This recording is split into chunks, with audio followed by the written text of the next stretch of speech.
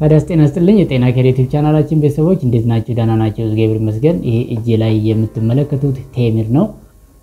እንደሚታወቀው ቴምር ለሰውነታችን በጣም ብዙ ጥቅሞች አሉት።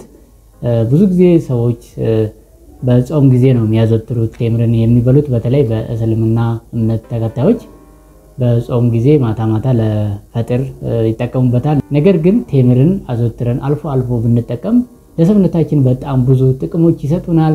ከጥቅሞቹ መካከል አንድ የተዘጋጀላችሁ ቪዲዮ አለ። እሱን አብረን እየተከታተልን እኔም ቴምሬን እየበላሁኝ ቆይታ አብረን እናደርጋለን። ስለ ቴምር ጥቅሞች ቆይታችሁን ከኔ ጋር በማድረግ ተከታተሉኝ።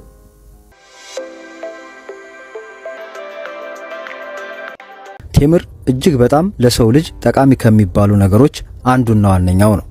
ለመሆኑ አንደኛና ዋነኛ እንዲባል ያደረጋቸው ጥቅሞችስ ምንድናቸው?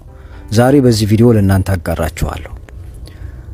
የመጀመሪያው ስብና ኮሌስትሮል ከየትኛውም የኮሌስትሮል አይነቶች የጸዳ በጣም አነስተኛ የስብ መጠን ያለው በመሆኑ ክብደት መቀነስ ለሚፈልጉ ሰዎች በጣም እጅግ ተመራጭ ያደርገዋል። ሌላው እንግዲህ ፕሮቲን ነው። ቴምር በፕሮቲን አስፈላጊ ማዕድናት የበለጸገ መሆኑ ለሰው ልጅ እጅግ በጣም ጠቃሚ ያደርገዋል። እንዲሁም ደግሞ ቫይታሚን ነው። በተለይ በቫይታሚን የበለጸገ ነው ቴምር።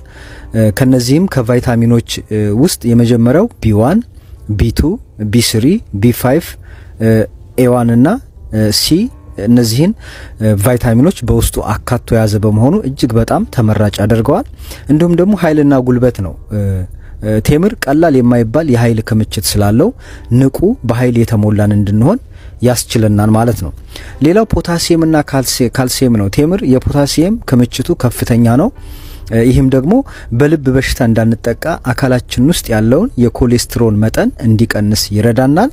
ቴምር በአንጻሩ አነስተኛ የሶዲየም መጠን ያለው ብዙ ፖታሲየም እና ትንሽ ሶዲየም ደግሞ ለጤናማ የነርቭ ስነስርዓት እጅግ ወሳኝ ስለሆነ ተመራጭ ያደርገዋል ማለት ነው። ሌላው እንግዲህ ብረት ነው። ቴምር በብረትና በፍሎሪን የበለጸገ መሆኑ ደግሞ ብረት እና የብረት ማዕድን እጥረት ላለባቸው ሰዎች ፍሎሪኑ ደግሞ ጥርስን ከመበስበስ ይከላከላል ማለት ነው። እንዲሁም ደግሞ ድርቀት ነው። በተለይ ለድርቀት ቢሆን በተለይ የሆድ ድርቀት ላለባቸው ሰዎች ቴምር እጅግ በጣም ተመራጭ ነው። ሌላው ሰውነትን ማጽዳት ነው። በተለይ በአልኮል መጠጥ ሳቢያ ሰውነት ውስጥ የሚከማች መርዛማ ኬሚካሎች ከሰውነት ውስጥ እንዲወገድ ያደርጋል ማለት ነው። እንዲሁም ካንሰርና የአይን ችግር ላለባቸው ሰዎች የአይን ህመም ችግርና የሆድ ነቀርሳ ወይም ካንሰር ለማከም ብቃት እንዳለው ይነገርለታል። እንዲሁም የቆዳ ችግር ነው። በተለይ ቴምር የቆዳ ችግሮችን በማስወገድ መልካም ዝና አለው። ጸጉርን በማፋፋትም የጸጉር መሳሳትንም ይከላከላል ማለት ነው። በርከት ያሉ ቪታሚኖችና ማዕድኖች በመያዙ ለጤናችን በርካታ ጠቀሜታ እንዳሉት ይነገርለታል።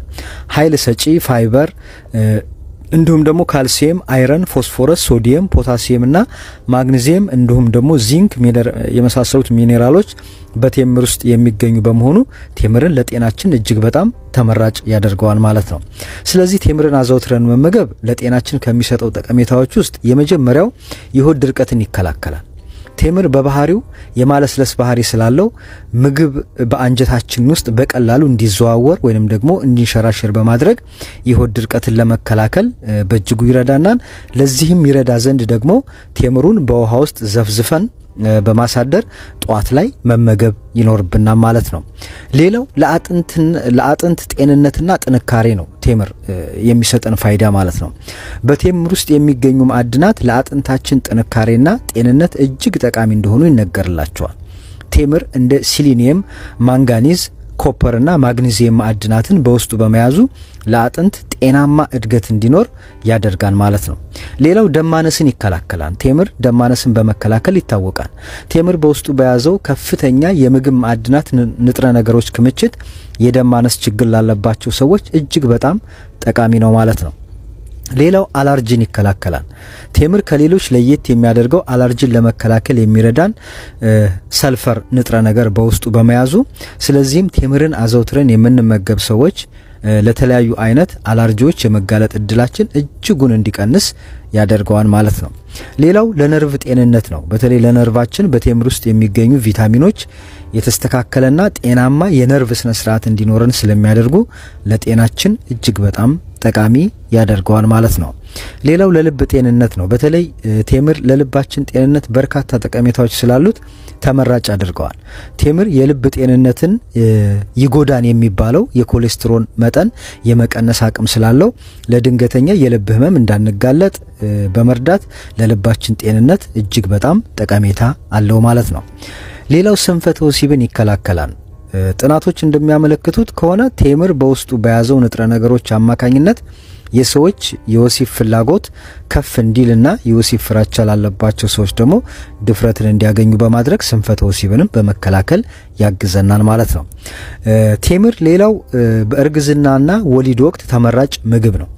ቴምር በእርግዝና ወቅት ለጽንሱ ወይም ደግሞ ለተረገዘው ልጅ ጤንነት ብሎም እንዲሁም ደግሞ በወሊድ ጊዜ ምጥ አስቸጋሪ እንዳይሆንና የተሻለ የማማጥ አቅም እንዲኖር ያደርጋል። እንዲሁም ደግሞ በመጨረሻም የአእምሮአችንን ጤንነት ያሳድጋል። ጥናቶች በቴምር የሚገኘው ቫይታሚን B6 የተሻለ የአእምሮ ተግባራት እንዲኖረን ሰዎች በአእምሮ የነቁ የፈጠኑ እንዲሆኑ ያደርጋል ማለት ነው።